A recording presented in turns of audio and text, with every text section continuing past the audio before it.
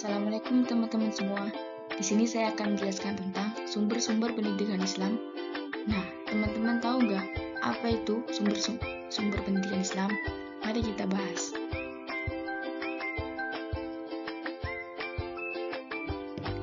Ada 3 macam sumber pendidikan Islam. Yang pertama Al-Quran, yang kedua Sunnah atau hadis, yang ketiga ijtihad.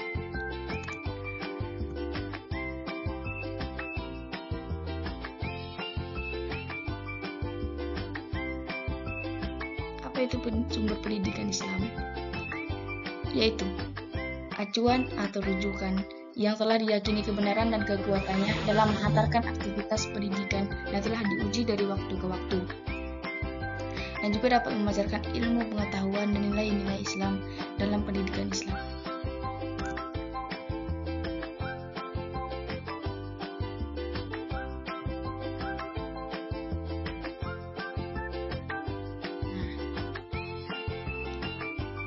Sumber pendidikan Islam yang pertama, Al-Quran. Al-Quran berasal dari bahasa Arab, Qiraah, berarti bacaan atau sesuatu yang dibaca. Al-Quran adalah kalam Allah yang diturunkan kepada Nabi Muhammad SAW melalui malaikat Jibril. Al-Quran yang kita kenal sekarang ini dibukukan oleh Khalifah Utsman, sehingga dikenal dengan nama Mushaf Utsman. Al-Quran menempatkan posisi pertama atau yang paling utama. Kemudian disusul sunnah atau hadis atau ijtihad.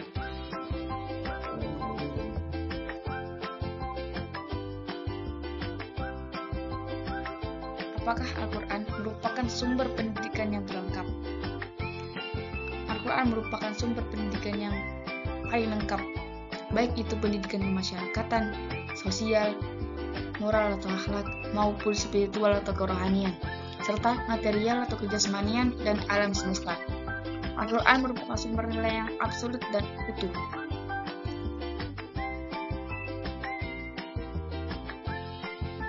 Yang kedua, sumber pendidikan yang kedua, as-sunnah atau hadis.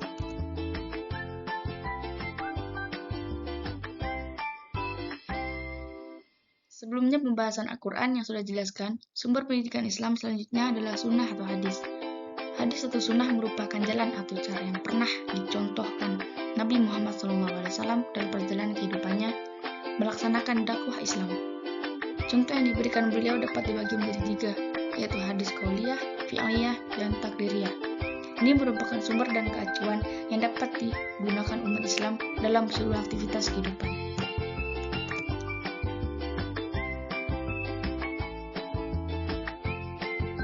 Al-Quran dan hadis memberikan beberapa contoh tentang pendidikan.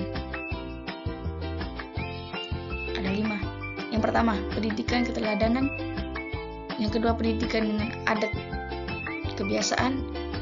Yang ketiga, pendidikan dengan nasihat. Yang keempat, pendidikan dengan perhatian atau pengawasan. Yang kelima, pendidikan dan hukuman.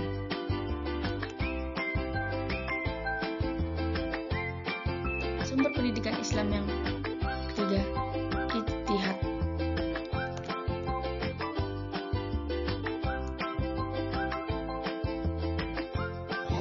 Apa itu ijtihad? Yaitu mengerahkan kemampuan. Kata tersebut, hukum Islam menunjukkan pada upaya maksimal dalam rangka memperoleh ketetapan hukum berdasarkan sumber-sumber ajaran Islam, Al-Quran dan sunnah atau hadis. Dengan demikian, ijtihad lebih merupakan atau secara lengkap sebuah metode pengambilan ketetapan hukum mengenai masalah-masalah tertentu yang berkembang di masyarakat, yang dilakukan dengan mengacu pada Al-Quran dan As-Sunnah atau hadis.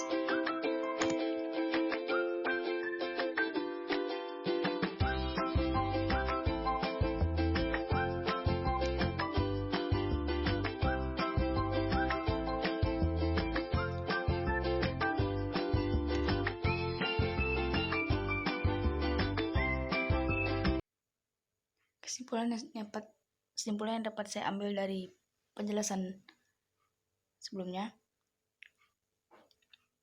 bagaimana posisi Nabi Muhammad SAW sebagai sumber atau dasar pendidikan Islam yang utama atau pertama setelah Al-Quran. Al-Quran merupakan sumber pendidikan yang utama, mengandung materi, metode, dan lain-lain yang tidak akan ada habis-habisnya hingga akhir zaman. Apabila penjelasan sebelumnya dapat dicermati lebih lanjut, maka dapat terlihat jelas bahwa eksistensi sumber pendidikan Islam, baik Al-Quran, hadis, maupun ijtihad, merupakan suatu mata rantai yang saling berkaitan untuk mendapatkan suatu bentuk sistem pendidikan yang integral. Terima kasih.